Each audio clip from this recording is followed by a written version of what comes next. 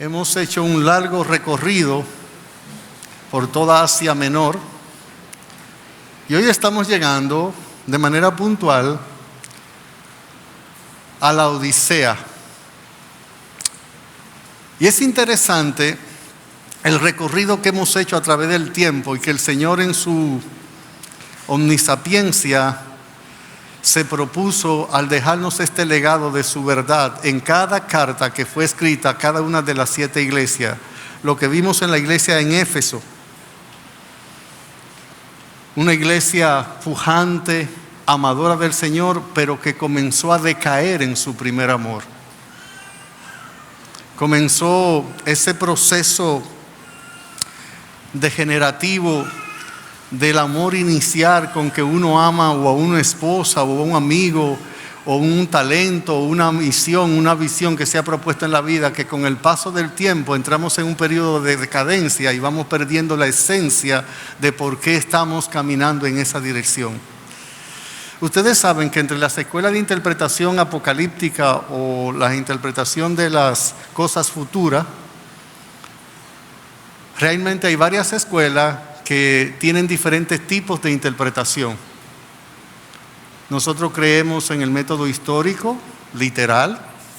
También creemos que allí hay un montón de símbolos y que cada palabra debe ser interpretada de acuerdo al uso común o la intención que tuvo el autor primario cuando dijo lo que dijo, a quien se lo dijo por lo que lo dijo. Pero también debemos saber que Dios se ha desvelado a través del tiempo, se ha dejado conocer al hombre, como hemos dicho, a través de 3 grandes medios: la revelación general de la creación, la revelación especial de las Escrituras y la persona de Cristo. Y hay escuelas que dicen que estas 7 iglesias lo que hacen es representar que existieron literalmente, históricamente, realmente, pero que representan 7 periodos que Dios ha atravesado la iglesia desde su etapa incipiente, cuando nace en Hechos capítulo 2 con la venida del Espíritu Santo, hasta el rapto. Si bien uno a veces no se circunscribe y pone su rúbrica de apoyo a toda esa línea de interpretación, no podemos negar un hecho cierto.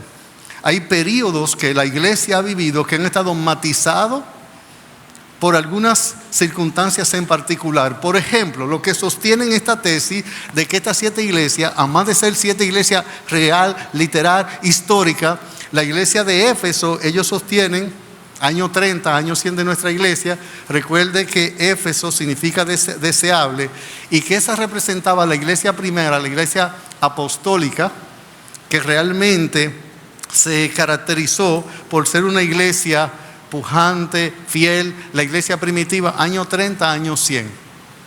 Después nosotros tenemos la siguiente iglesia en el orden en que está la revelación, la iglesia en Esmirna, año 100, año 313, que es la palabra, el nombre de esta iglesia significa Minra, y le llaman la iglesia mártir. Recuerde que la persecución que estableció el Imperio Romano sobre la iglesia primitiva, la iglesia tuvo que vivir mucho bajo catacumba, huyendo de la persecución.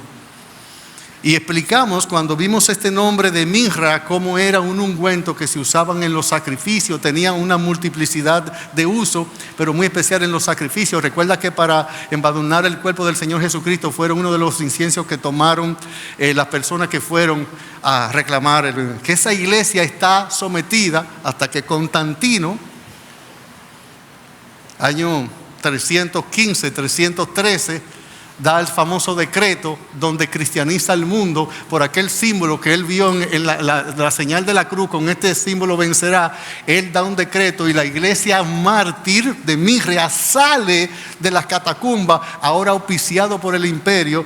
Y algunos, los que tienen esta tesis de que estos representan diferentes periodos, entonces nosotros tenemos ahora la tercera iglesia que vimos, que es Pérgamo, que es la iglesia transigente, donde la iglesia se casa con el Estado y el Estado, en vez de perseguirla, ahora la upa, le provee, le da bienes. Y ahí esta iglesia transigente es la iglesia que comienza a perder todos sus principios cristianos y comienza a acostarse con el imperio.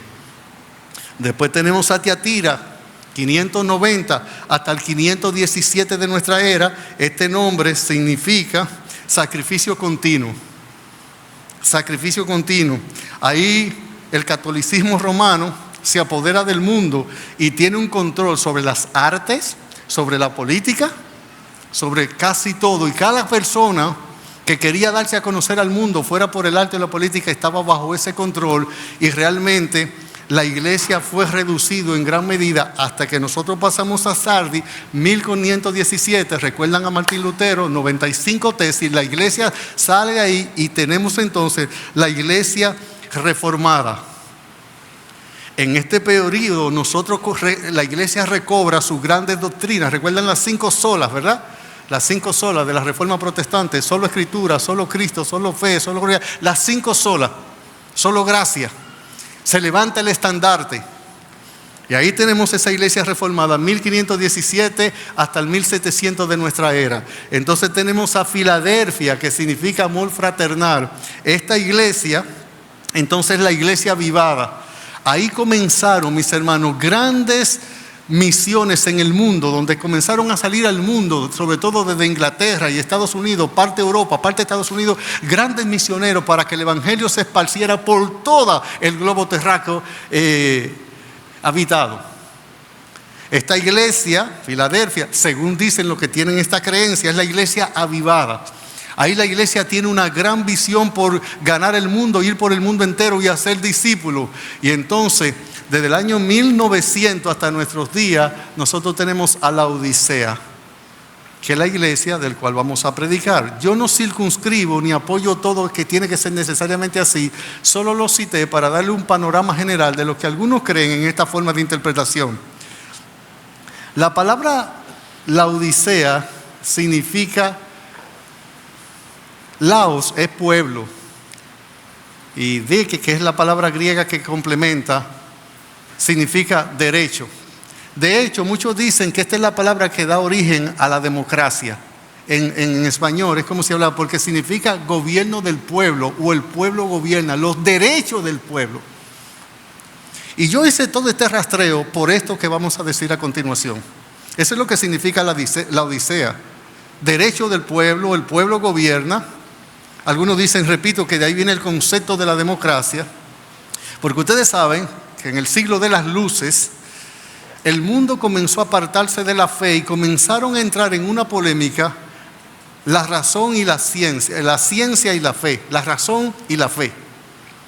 Y muchos de los estandartes cristianos que habían dirigido al mundo hasta ese entonces comenzaron a ser puestos delante, porque la ciencia, que aumentó y siguió aumentando en gran medida, comenzó a deponer y a echar la fe hacia atrás. Y nosotros vemos que si la Odisea realmente representa a la iglesia, usted ve el título que pusimos al sermón, la Odisea, la iglesia que enfermó a Dios. Este título viene por el caso de que el Señor dice, por cuanto eres tibio, te vomitaré de mi boca.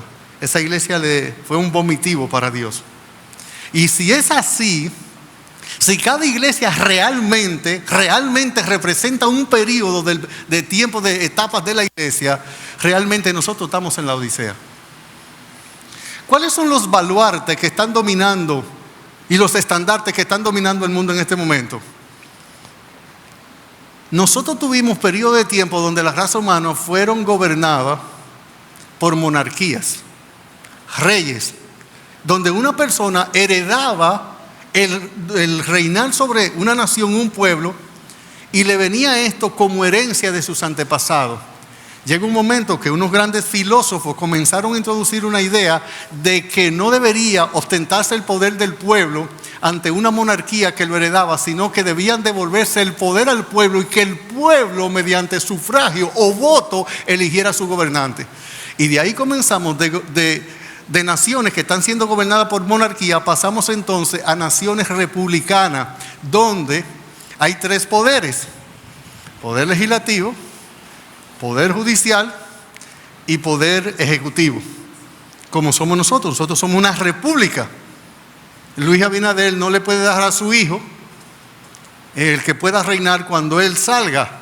Entonces, ¿qué sucede? Esta modalidad le devuelve el poder al pueblo, porque el pueblo elige sus gobernantes y una forma de hacer esto es que ya los pueblos, cuando quieren saber, cuando los pueblos tienen el interés de que su estado le gobierne de tal manera, someten al pueblo cualquier tema y el pueblo dice mediante voto si quiere que eso se instaure como una ley y que sea un principio que rija la actividad conductual de la nación, dando así a entender el derecho del pueblo, el gobierno del pueblo. La democracia no es más que el pueblo gobernando.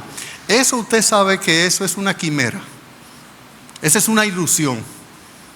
Los pueblos no gobiernan nada, para nada. Ahora, sin embargo, si nosotros cogiésemos un bisturí esta mañana y comenzáramos a hacer incisiones y corte a este concepto, nos damos cuenta de algo. Que más que darle el gobierno al pueblo para que el pueblo sea quien gobierne y diga cómo se ha de gobernar la nación, lo que sí se está haciendo es que se le está dando derechos individuales a la persona, donde cada persona se ha tornado en su propio legislador, su propio juez y su propia vida.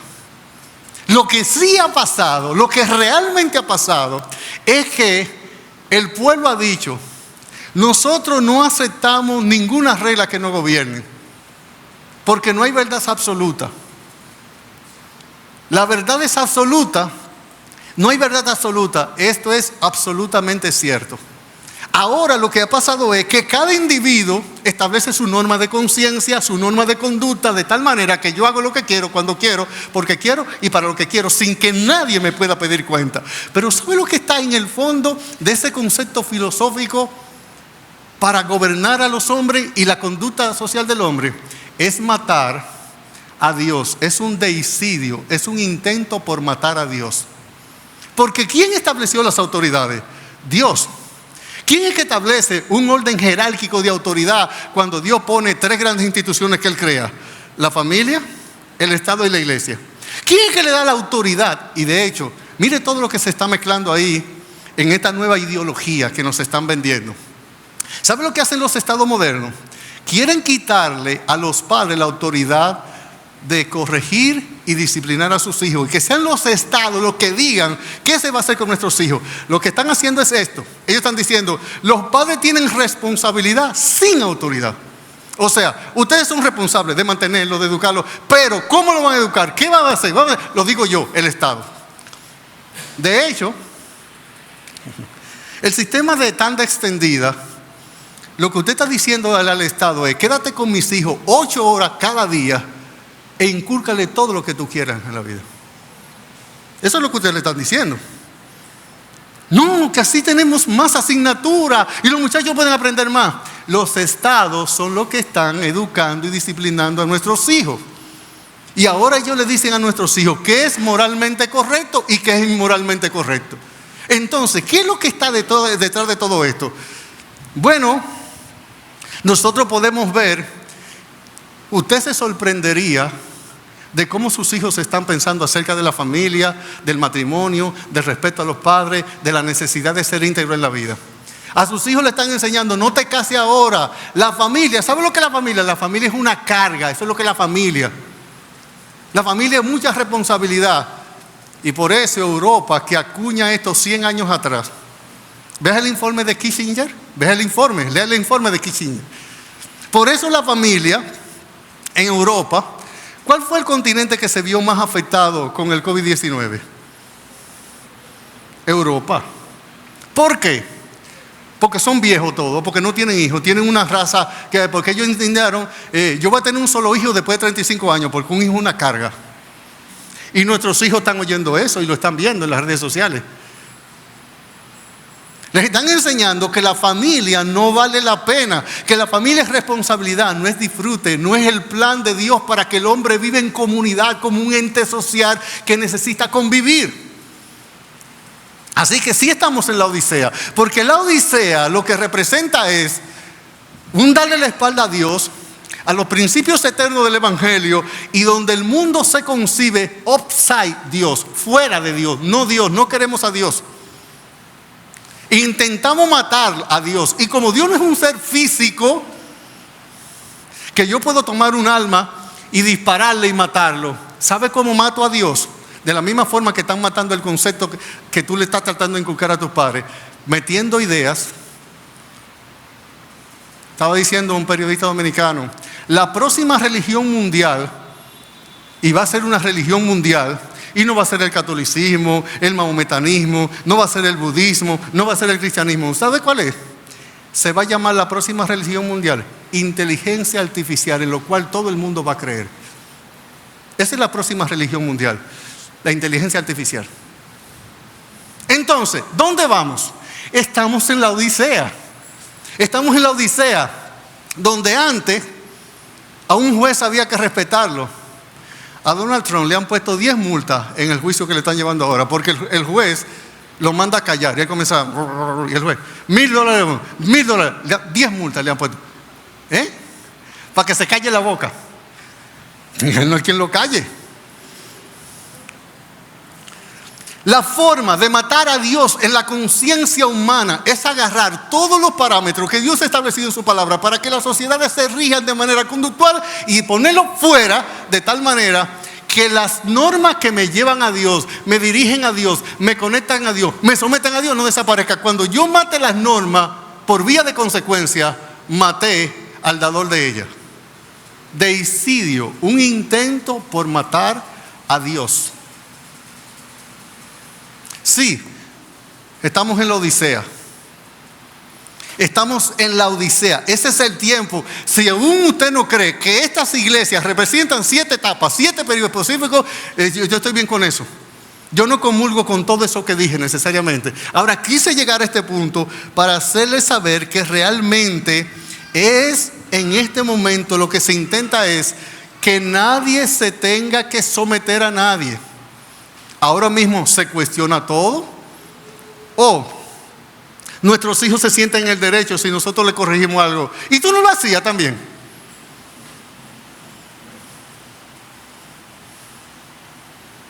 Dime, tú no lo hacías también. Entonces tú me quieres poner una regla a mí que tú no cumplías.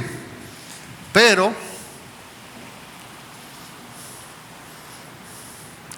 le están diciendo a nuestros hijos, usted tiene derecho a todo. Usted no es responsable de nada. Y nos están robando los medios que la gracia nos ha provisto para poder disciplinar a nuestros hijos y llevarlos por el camino que la Biblia ha establecido. Y están maniatando a los padres. Porque los estados saben que cuando ellos controlen las escuelas, las universidades y se enseñen lo que ellos quieran y le digamos a los padres, usted tiene un solo vínculo con sus hijos, es responsabilidad para sustentarlo. Después, ¿cómo se conduce él? ¿Cuáles valores tiene él? Lo digo yo como Estado. ¿Hacia dónde vamos? Estamos en la Odisea. Noten un detalle interesante. Cada iglesia que el Señor le escribió en cada pueblo del Asia Menor, sea Pérgamo, Sardis, Tiatira, sea Éfeso, sea Filadelfia, la iglesia fue influenciada por la característica más prominente del pueblo donde vivían. Casi cada cosa que el Señor o exalta o corrige está ligado a una práctica que había como sociedad, y esa sociedad influenció en la iglesia. Déjenme dar un poquito de contexto histórico y cultural de la Odisea. Esta ciudad la construyeron 250 años antes de Cristo, un rey, y la construyó y le puso ese nombre en honor a su esposa. Fue para honrar a su esposa que él le puso la Odisea. Ella se llamaba Laudin, algo así se llamaba ella, y él le puso la Odisea en honor a ella. Y la Odisea tiene unas características bastante interesantes. Aún en el lugar donde estaba situado geográficamente, tenía una característica que le hacía una línea con Éfeso y con Siria, y le hacía una región sumamente importante. Su actividad económica estaba centrada en 3 grandes actividades, que eran lo que producían las grandes riquezas de la Odisea. Tenía que ver con medicina. Había una escuela oftalmológica que era muy famosa, y una gota que ellos habían creado que daba buenos resultados para la vista. En segundo lugar, había una gran actividad bancaria que generaba mucha riqueza, pero el gran fuerte de la Odisea, y aún cuando usted va a Turquía, creo que el pueblo equivalente a donde estaba la Odisea es como la Odisne, algo así que se llama, no estoy seguro para no mentir, eran los textiles. La Odisea era sumamente fuerte en asuntos de tela y hilo, y también en el teñido de la tela. Ellos tenían una lana que la tenían de negro, que hizo famosa la Odisea, y que su venta era algo incalculable aún hasta nuestros días. La técnica que se usaba en la Odisea es usada en Turquía y tiene una fama y una trascendencia, y eso produjo un nivel de riqueza muy grande. Sin embargo, cuando nosotros hacemos un estudio geográfico y topológico de la Odisea, nos dicen los historiadores que ellos tenían un problema. La Odisea estaba cerca de Colosa y de Hierápolis. Mire conmigo Colosenses 4, un momentito.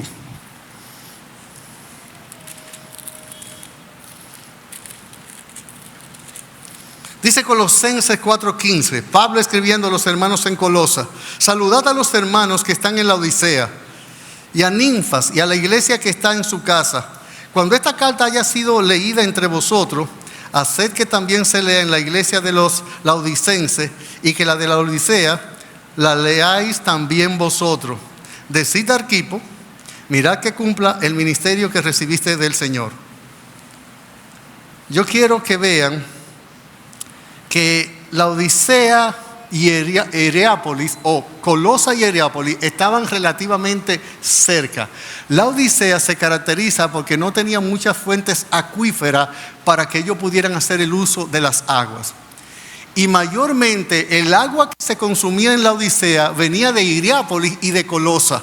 Hierápolis se caracterizaba por tener aguas termales. Las aguas termales, usted sabe que son aguas de temperatura que por lo regular están en 4 grados más calientes que lo que son las aguas normales de una región.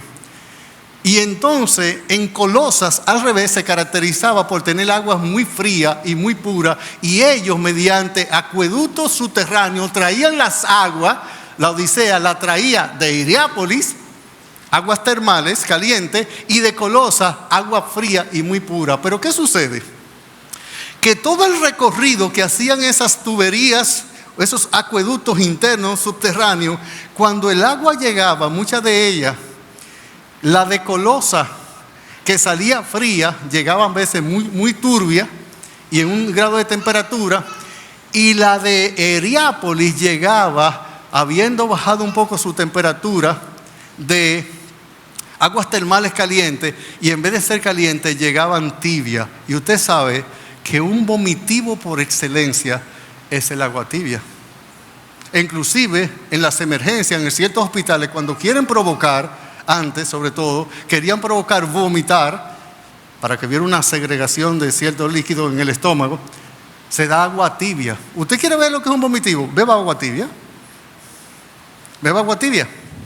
Entonces, estas circunstancias que rodeaban geográficamente, económicamente, la ciudad de la Odisea es bastante interesante. Cuando entremos en detalle a ver todo lo que el Señor dice, note que cuando el Señor corrige, esta es la única iglesia de las 7 que el Señor no destaca nada bueno. Hermano, se está refiriendo a la iglesia en este tiempo. ¿Y qué yo quiero decir? Que la iglesia en este tiempo ahora no tiene... La iglesia tiene la gracia, y con tener la gracia siempre va a haber algo bueno. Porque la iglesia es de Cristo, Él la compró, y si está Cristo, ha de haber mucho bueno. Sin embargo, si cuando nosotros hacemos un estudio escatológico de la cosa futura, de cómo va a estar la iglesia cuando Cristo venga por ella, todas las profecías apuntan a una iglesia que está decadente, a una iglesia que le da la espalda a Dios, y una iglesia que se vuelve herética, pierde toda la sana doctrina. Usted no se imagina cómo las nuevas ideologías y filosofías que el mundo ha creado está afectando a la iglesia. Usted oye creyentes de hoy en día hablando y emitiendo su derecho, porque fíjese hasta qué punto gobierna el pueblo en las iglesias locales. Hoy en día alguien se va de una iglesia porque él dio una opinión y no se le hizo caso. ¿Usted sabe por qué? Porque él tiene derecho. Él tiene derecho, y su derecho hay que respetárselo. Porque él es un ciudadano. ¿Y de dónde nosotros compramos eso? Fuimos a la Feria de la Vanidad y esta corriente filosófica, antropológica de cómo se ven los derechos del hombre está permeando la iglesia. Porque cada iglesia que estuvo en cada pueblo fue permeada por las culturas o costumbres en que ellos existieron.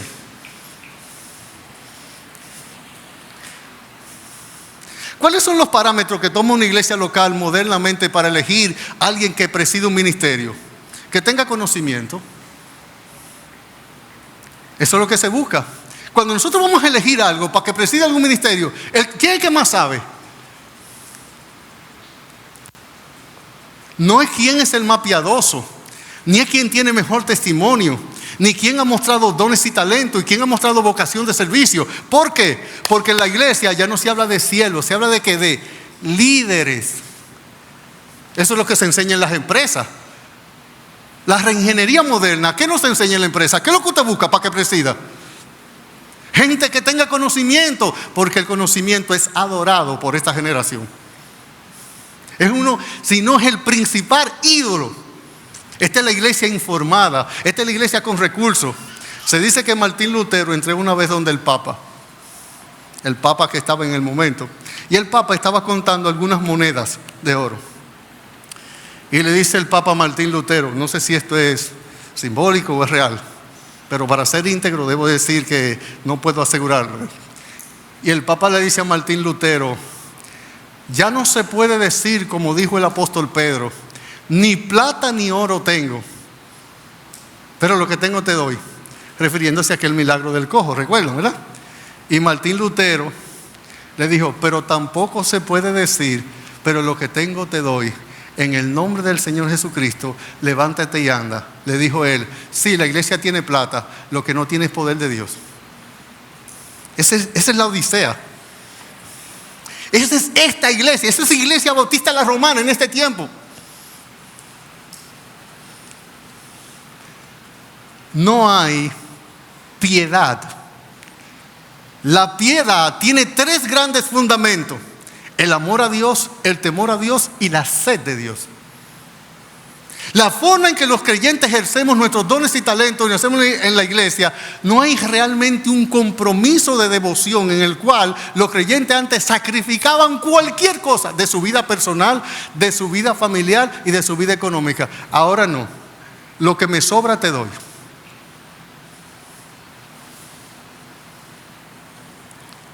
Estamos en la Odisea. Definitivamente el tiempo que estamos viviendo es la Odisea. La gente, ¿ustedes recuerdan el sermón que yo prediqué? La autoferia de la vanidad, los 3 autos, no marca de carro, no es Honda ni autosuficiencia, autoestima y autopercepción. ¿Y qué? Si yo soy una mujer encerrada en el cuerpo de un hombre, dígame, si yo me autopercibo así, ¿quién es usted para quitarme mi derecho de autopercibirme? Pero como dijo alguien, ¿pero por qué no se perciben como Superman y se tiran de un edificio de una 6ª planta? A ver si la autopercepción es realidad. Cada quien, amado Nervo, porque veo el final de mi rudo camino, que yo fui el arquitecto de mi propio destino. Una generación enyoizada, donde yo. ¿Usted sabe por qué hay tanto divorcio ahora? ¿Usted no ve que nuestros jóvenes se casan y no soportan 4 años de matrimonio? ¿Usted sabe por qué? Porque el medio por excelencia para dividir 2 personas es el egoísmo y el orgullo. Y esta generación lo promueve, lo adora, lo enseña en la escuela, lo da como universidad y lo pone como un estandarte de vida. ¿Usted sabe por qué hay tanto conflicto? Porque cada vez que yo enseño a una generación a que yo soy el primero, yo soy el segundo, yo soy el tercero, yo soy el cuarto y yo, lo que vamos a hacer es que vamos a entrar en conflicto, porque yo te voy a querer imponer mis intereses a ti y tú a mí. Y esta gente con esa mentalidad es la que dice que se convierte y viene a Iglesia Bautista la Romana y otras tantas iglesias. Y cuando llega a la iglesia, llega con esa mentalidad.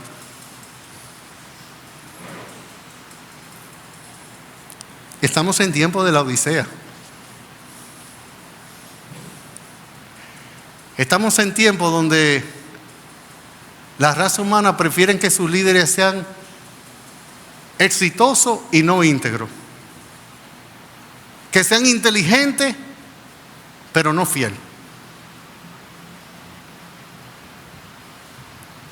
¿Y sabe quién es el que va a normar la moralidad? La tecnología. Yo no te pongo reglas, trata de que yo no te atrape.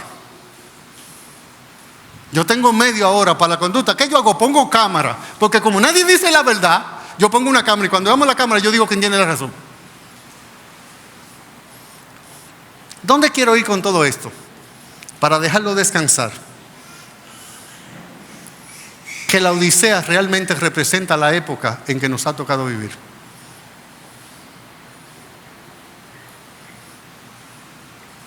Que estamos en tiempo de los derechos del pueblo. Pero esto va más allá que los derechos del pueblo como masa, como grupo. Se está refiriendo a los derechos individuales. Y una vez que cada quien entienda que puede hacer lo que quiera, cuando quiera, porque quiera, para lo que quiera, donde quiera, solo aceptamos unas reglas como sociedad. Una sola regla aceptamos. ¿Sabe cuál es la única regla que aceptamos? Que no hay regla. En una sola cosa estamos de acuerdo. ¿Y saben qué estamos de acuerdo? En que no estamos de acuerdo.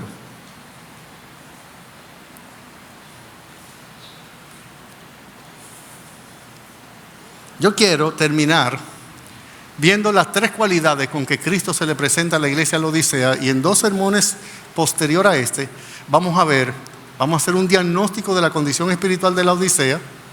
Vamos a ver las indicaciones médicas que el Señor le da para que ellos no sigan enfermando a Dios como un vomitivo, y vamos a ver finalmente un llamado que Dios hace a la iglesia bautista la romana, como se lo hizo a la Odisea en sermones sucesivos a este.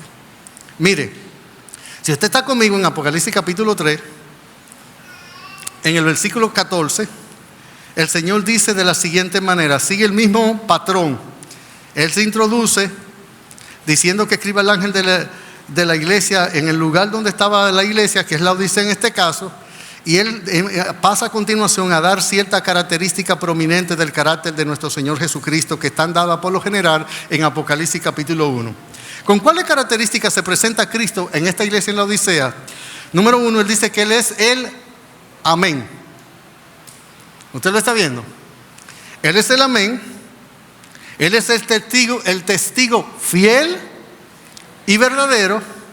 Y Él es el principio de la creación de Dios. Es quien dice todo lo que se va a decir a continuación. Así que lo primero que Cristo hace aquí es presentarse como el Amén.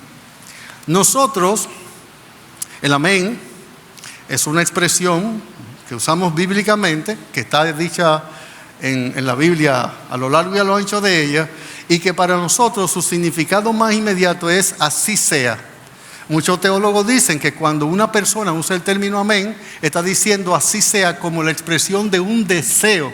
Si usted me dice, mira, yo voy a orar para que Dios te bendiga y te dirija en ese problema que tú tienes con tu hijo. Te dice, amén. Tú estás diciendo que así sea, que esa oración que tú vas a hacer a favor mío por mi hijo, que Dios diga, que se diga que sí en el cielo a los rogados y orados en la tierra. Los teólogos dicen algunos que cuando Dios usa el término amén, no significa así sea, sino así es. Porque Dios no tiene expresión de deseo. Cuando Dios dice que algo va a hacer, es porque Él es que hace todo. Y Él es el único que llama las cosas que no son como si fuesen. Así que amén, nosotros lo tomamos como una expresión que significa así sea. A veces cantamos un himno, oh tu fidelidad, y al final decimos, amén, así sea, que tu fidelidad es grande, tu fidelidad es fiel. Pero en un versículo como Isaías capítulo 65, versículo 16, busque ese texto por favor. Allí está la palabra en hebreo, en el idioma hebreo, para amén, que es traducida también cuando la traemos al griego como amén. En Isaías capítulo 65, versículo 16, mírelo conmigo.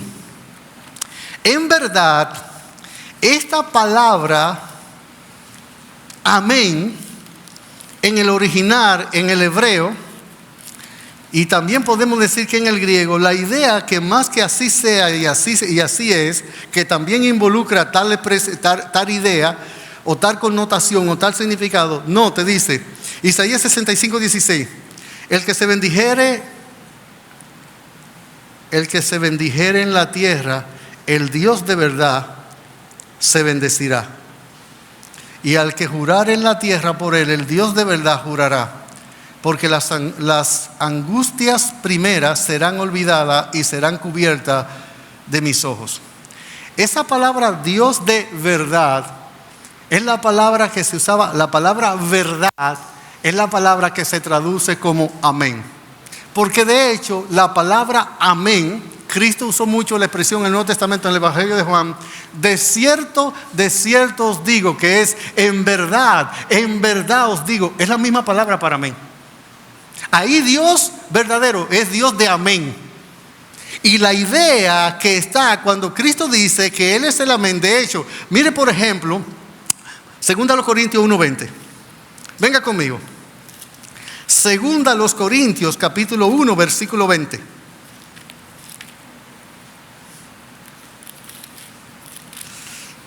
Yo sé que el calor está bastante fuerte, pero este domingo vamos a hacer lo mismo que el domingo pasado. Vamos a terminar antes de lo que acostumbramos a hacerlo. Yo espero que se pueda decir amén. Eso que yo mismo no me siento seguro de eso, pero lo voy a intentar. Para que no se diga, no es lo mismo decir no se puede a no se pudo. Mire, dice 2 Corintios 1:20, porque todas las promesas de Dios son en Él sí y en Él amén. Eso es en Cristo, ¿verdad? El contexto nos habla de Cristo, los versículos anteriores. Dice, por medio de nosotros, para la gloria de Dios. ¿Qué es lo que quiere decir Pablo cuando dice que todas las promesas que Dios nos ha dado en Cristo son en Él sí y en Él amén? Cristo es el garante de que todas las promesas del Padre se van a cumplir. El Padre es fiel. El Padre no necesita garantizar nada. Él no es hombre para que mienta, hijo de hombre para que se arrepienta. Ahora, todas las promesas incondicionales que Dios puso en Cristo, Cristo ha de cumplir esa promesa para nosotros. En Cristo, la promesa que el Padre nos hizo en Cristo, en la persona de Cristo, usted puede tener total garantía, total seguridad de que se van a cumplir. Esa palabra amén, en la antigüedad, cuando alguien hacía un contrato o una solemne declaración, la ponía al pie del escrito. Y era una forma de garantizar que él iba solemne, inmutable y fielmente a cumplir lo que estaba escribiendo. Porque amén ahí significa verdad, verdadero, lo que es fiel. Esa palabra nos da la idea de que algo es veraz, que algo es, por tanto, alguien es digno de confianza. Alguien es digno de confianza, que el que esté haciendo eso, el que está diciendo, profiriendo el amén, es un testigo fiel, verdadero, sincero y veraz. Y Cristo dice, iglesia en la Romana, iglesia en la Odisea, el que te está diciendo, yo conozco tus obras y te voy a dar un diagnóstico de quién eres tú, cómo estás tú, dónde vas tú, cuál es tu destino, por dónde caminas, lo que estás haciendo en secreto, lo voy a ver. Yo te voy a decir de manera certeza, veraz y segura, solemnemente, el amén, el testigo fiel, el testigo verdadero, el que nunca miente, el que es veraz, va a testiguar de cuál es el estado, condición de ti, iglesia en la Odisea, iglesia en la Romana. Tú puedes confiar en mi palabra. Yo soy digno de que se ejerza esa confianza, porque te está diciendo el amén, amén, verdad, verdad, verdadero. Eso es lo que significa en este pasaje cuando dice el amén, en Apocalipsis capítulo 3, versículo 14, el amén, y luego añade que Él es el testigo fiel y verdadero. Usted sabe cuál es el contexto histórico. Usted sabe que el lenguaje no es estático, es dinámico. Y una palabra en una época se dice y tiene una usanza, una costumbre y un significado.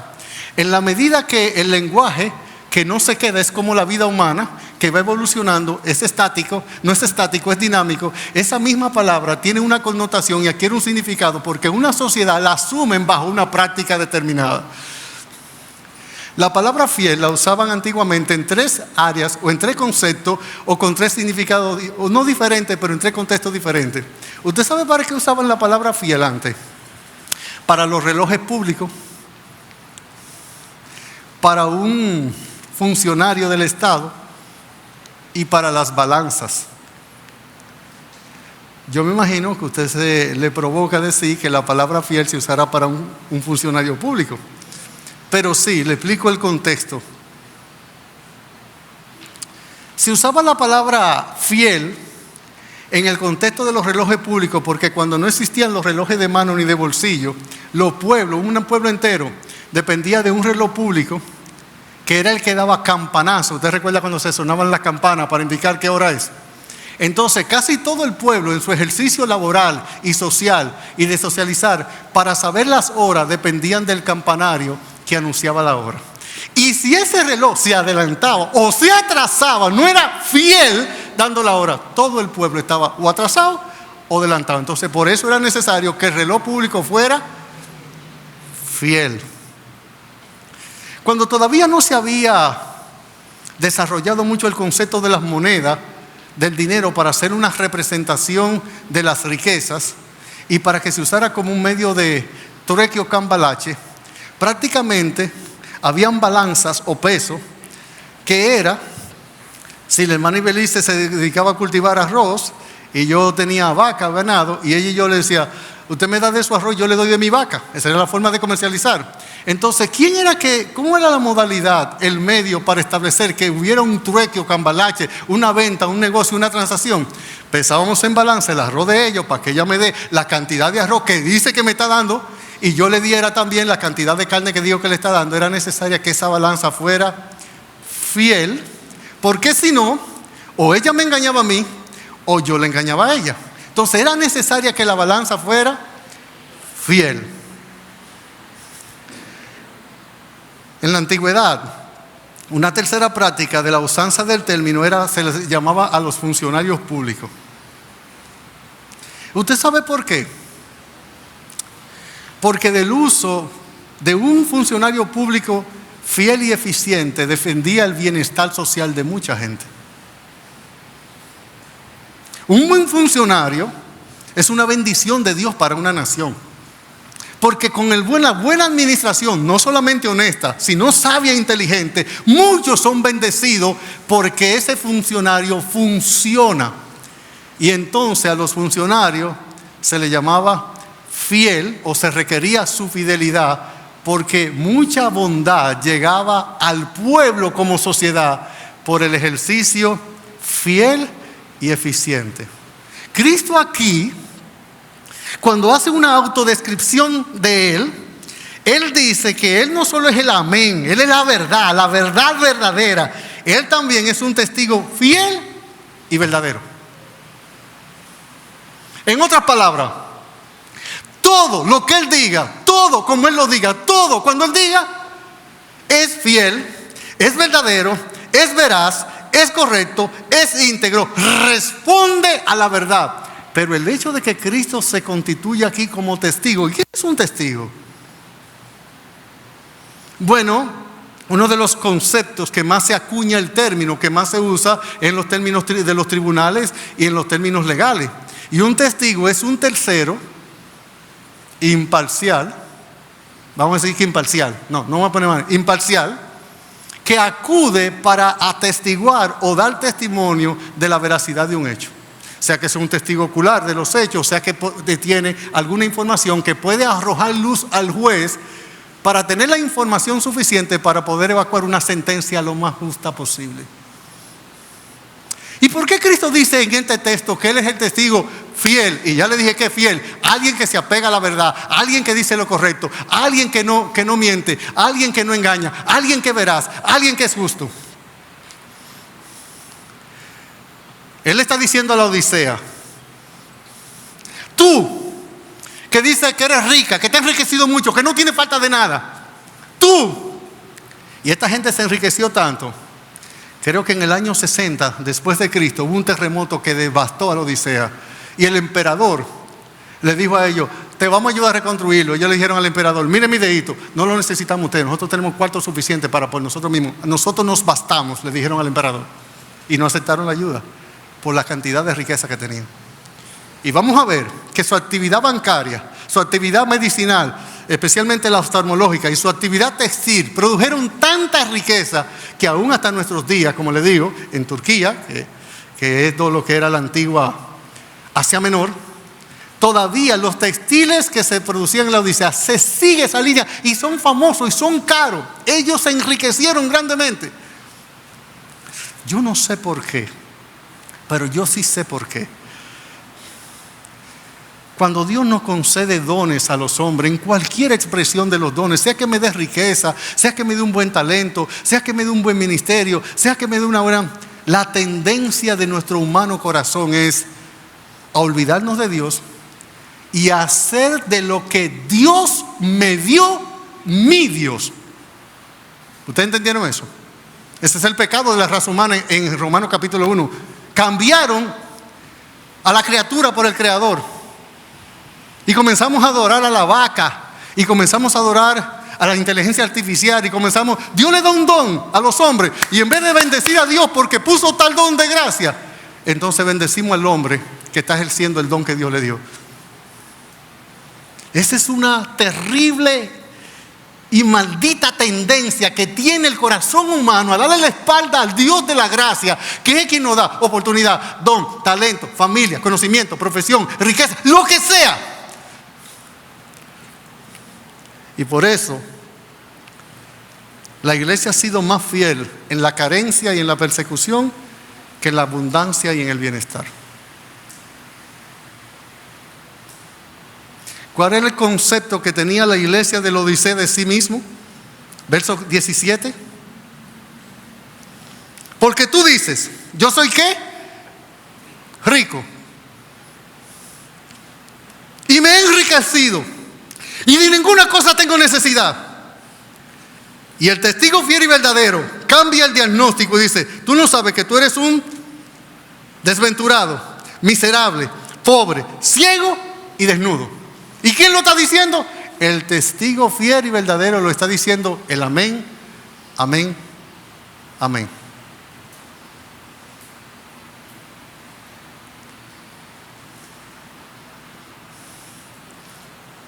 ¿Cuál es la tercera cualidad con que Cristo y última se presenta en este pasaje en el versículo 14?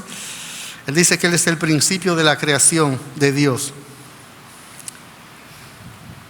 Parece ser que en Colosa, no sé si en Hierápolis, pero sí en Colosa y en la Odisea, se había hecho correr esa doctrina errónea, de herejía, de que Cristo había sido creado.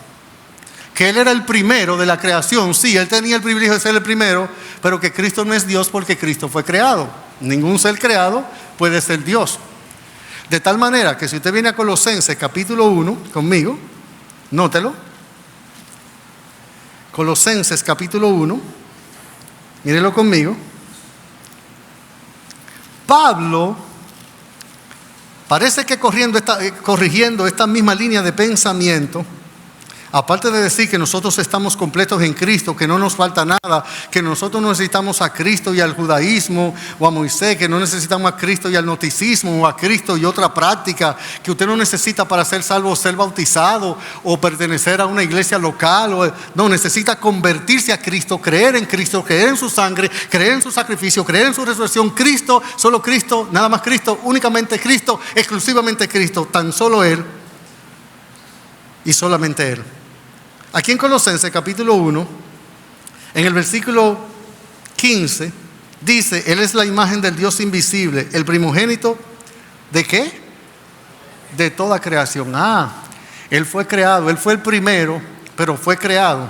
Dice Pablo en el verso 16, porque en Él fueron creadas todas las cosas, las que hay en los cielos y las que hay en la tierra, visibles e invisibles, sean tronos, sean dominios, sean principados, sean potestades. Todo fue creado por medio de Él y para Él.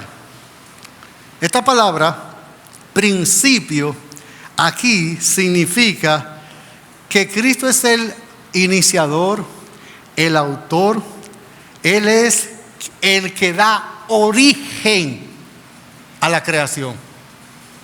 ¿Qué dice San Juan, capítulo 1, versículo 3, Evangelio según San Juan?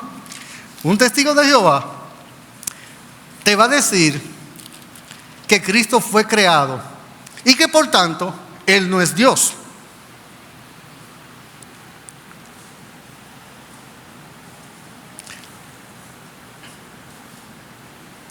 Uno. En el principio era el verbo y el verbo era con Dios y el verbo era Dios. Este era el principio con Dios. Todas las cosas por Él. ¿Por quién se hicieron todas las cosas? ¿Quién hizo todas las cosas? ¿Quién es que las ha hecho? Todas las cosas fueron hechas por Él. Y sin Él, nada de lo que ha sido hecho fue hecho. No, Él no es el primero en ser creado. Él es quien hace la creación. Él está con el Padre y el Espíritu Santo. En Génesis capítulo 1, cuando Dios dijo, hagamos al hombre a nuestra imagen, conforme a nuestra semejanza. Cristo es Dios. Él hace la creación, sustenta la creación. De hecho, la creación tiene sentido porque fue hecho por Él, para causa de Él y para Él. En todos los sentidos. Él es el creador, el sustentador. Él es la razón de la creación. Él no fue creado. Y ese es quien le dice a la iglesia bautista en la Romana en esta mañana: conozco tus obras, soy tu amén, soy tu testigo fiel y verdadero, y la creación toda fue hecha por mí y para mí. Déjeme concluir. Obviamente, como esto, van a haber 2 sermones más en este pasaje. ¿A dónde quiero llegar esta mañana? No solo dar un diagnóstico tan lúgubre, tan oscuro, tan tétrico, tan patético de la iglesia, del estado de la iglesia de la Odisea y de nosotros en esta mañana. La Biblia dice que cuando el pecado abunda, la gracia sobreabunda. Y el que fue el testigo fiel hace 2000 años para la iglesia en la Odisea, que se había dejado atrapar y se había dejado alucinar por su época, por su riqueza, por su bienestar, por las corrientes de pensamiento filosófica, ideológica, antropológica. Esa iglesia, nosotros hoy estamos luchando con los mismos mares, pero elevado a la potencia. Porque si en la Odisea se promoviera la prostitución, había que ir a un lugar físico para ejercerla. Ahora aquí, la prostitución está metida en mi casa, en mi cama, en mi habitación y en mi sala. O sea, que la época que nos ha tocado vivir y que nuestros hijos se están enfrentando es una época que requete dobla, quintuplica por mucho la capacidad de hacer los males. Por tanto, las luchas, las tentaciones, las pruebas, las dificultades, las artimañas de Satanás para movernos al error son mayores. Pero Cristo, que es inmutable, no cambia, que es omnisapiente, todo lo sabe, es omnipotente, todo lo puede, es el testigo que está aquí. Y Él le dice a la iglesia en la Odisea: yo estoy en la puerta de tu corazón y toco. La mayoría de los creyentes usamos ese texto para llamar a algunos pecadores al arrepentimiento. Y yo no lo veo mal que se le dé ese uso al texto. No creo que se esté desvirtuando el texto. Pero esa no fue la razón por la que el texto fue dicho. Se lo está diciendo a una iglesia, no se lo está diciendo a impíos para que muevan a la conversión. Pero se lo está diciendo a una iglesia que no es caliente, no es ferviente, no es fiel, no ama a Dios, no es piadosa. Pero se lo está diciendo a una iglesia que tampoco es fría. Se lo está diciendo a gente que está sentado aquí en este culto esta mañana y que nadie puede hablarle de convertirse y creer en Cristo porque han profesado la fe, pero su vida, su estilo de vida, su escala de valores, los principios que los rigen, es igualito que cualquier persona allá afuera que nunca haya leído una Biblia. Ese es el estado más miserable en que un alma humana puede llegar. De hecho, esa iglesia enfermó a Dios, lo puso a vomitar. Obviamente yo estoy hablando en sentido simbólico, ¿verdad? Alegórico. Pero ¿sabes lo que pasa con alguien que es tibio? Que tú no lo puedes llamar a que se convierta porque él es salvo. Pero tampoco tú puedes esperar. Él no vive piadosamente a la luz de la salvación que él profesa haber alcanzado por gracia. No vive. Entonces no hay forma de corregirlo. Es mejor que sea frío, que él sabe que está perdido, que necesita arrepentirse, que necesita a Cristo. Esa persona, hay una posibilidad de llegar a una autenticidad de una verdadera conversión. Pero el tibio, lo que hay que vomitarlo. No le pida a gente que viene aquí, se sienta los miércoles, se sienta los domingos en la mañana, y viene con los caballeros, y viene con las damas, y viene con los jóvenes, y viene los sábados en la tarde, y va a un seminario. No le pida más que lo que ellos están haciendo. Son convertidos, son nacidos de nuevo. Nadie tiene la autoridad para decir que no son cristianos verdaderos porque ellos profesan un evangelio. Pero cuando el Señor toma el biturí, abre el pecho y le mira el corazón, Cristo está afuera tocando. Tú eres tibio. Tú amas a Dios de verdad. De verdad que la Biblia rige tu vida en tu casa. Tú eres un esposo, un cristiano esposo, no un esposo cristiano, no, un cristiano que es esposo. ¿O qué tú eres? ¿Un trabajador cristiano o un cristiano trabajador? Nosotros, ante todo, sobre todo, por todo y en todo somos cristianos. Y de ahí soy padre, soy trabajador, soy amigo, soy juez, soy policía, soy dentista, soy lo que tú quieras. ¿Tú sabes lo que indica eso? Que Cristo es quien norma toda tu vida. Y la iglesia está llena de gente que viene y se sienta y escucha y profesa, pero que allá afuera de estos tres muros, Cristo no tiene nada que ver con su vida. Y el cristianismo no es eso. Eso se llama religión, no cristianismo, religión. Y no te estoy hablando de religión, te estoy hablando de Jesús en el corazón. Te estoy hablando que los cristianos son íntegros, que no roban, que no engañan, que no dicen mentira. Te estoy hablando de que ese estado de tibieza, y no pretendo explicar eso porque no es parte de este sermón, pero no puedo dejarlo sin una conclusión. Te estoy hablando que el cristianismo es pasión, es convicción, es compromiso, es apego, es amor, es integridad, es fidelidad, es escala de valores, es tener un código de honor que sobrepasa por mucho lo que te puedan decir en tu trabajo. Mira, aquí, para tú tener trabajo necesitas esto y esto. No, si vuestra justicia no fuese mayor que la del escriba y los fariseos, no entraréis en el reino de los cielos. Estás tibio.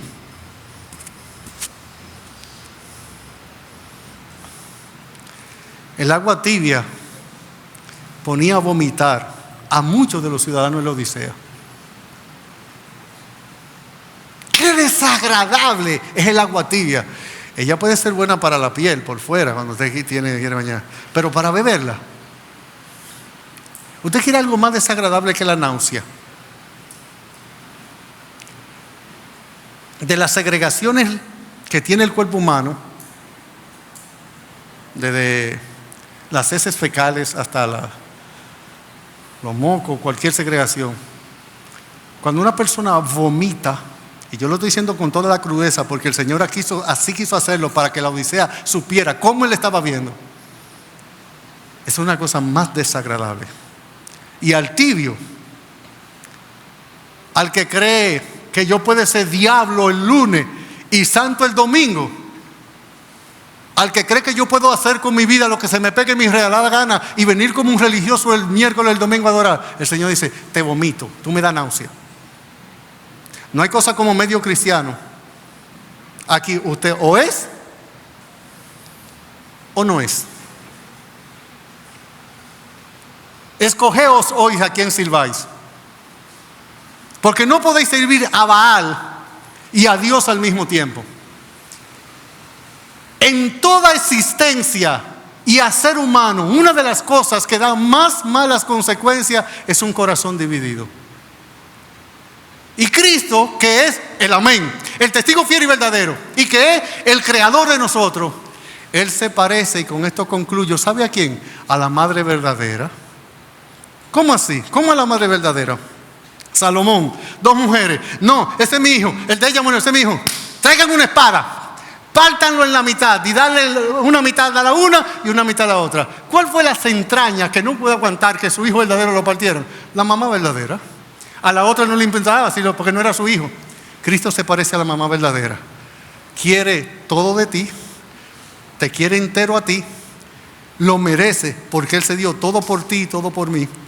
Además, un corazón miserablemente dividido da una vida miserablemente vivida en la cual no se es fiel a nadie, ni siquiera a ti. Al tibio lo vomitaré. Pero Dios espera mejores cosas de Iglesia Bautista La Romana. Dios espera que aquí hay creyentes verdaderos que con nuestras debilidades, nuestra insuficiencia, le amamos y que podemos apoyarnos en Él, porque Él es nuestra fuerza. Él es nuestra fuerza. Mire, yo estoy predicando esto en este momento y la divina providencia, usted no se imagina de qué manera y en cuáles grados me permitió entender y practicar esta verdad en esta semana. Hermano, Cristo no nos pide nada que Él no nos pueda ayudar. Fíjese que Él se introduce en cada carta diciendo quién es, para que sepamos que si aún estamos mal, yendo a Él, confiando en Él, dependiendo en Él, fiando en Él, buscándole a Él, apoyándonos en Él, lo podemos cambiar. Dios no espera que tú tengas fuerza para ser fiel, porque eso no es posible. Ahora, la iglesia en Esmirna era pobre y era débil, pero el Señor dijo, pero has guardado mi palabra. Así es que tú puedes. El mismo brazo soberano que sustenta el universo es el brazo que está de tu parte para ayudarte a vencer y a ser fiel, aún en un mundo como la Odisea. Que el Dios del cielo te bendiga.